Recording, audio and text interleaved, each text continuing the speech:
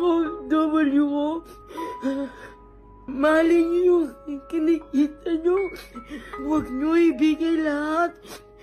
Kahit pamilya niyo pa yan.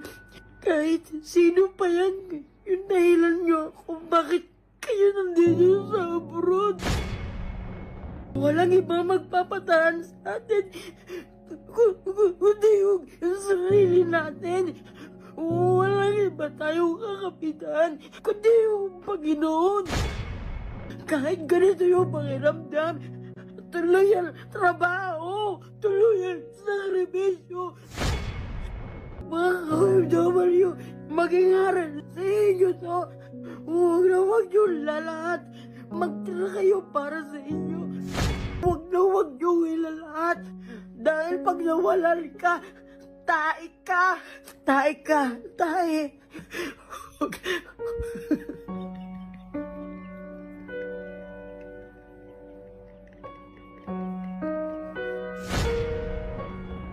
Nakikita nyo ngayon, si John to, yung OFW, yung mapagmahal na anak, yung mapagmahal na kapatid, si John to.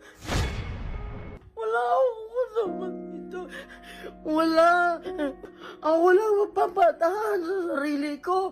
Nana, Johan! Nana, kaya mo yan! Kaya mo yan!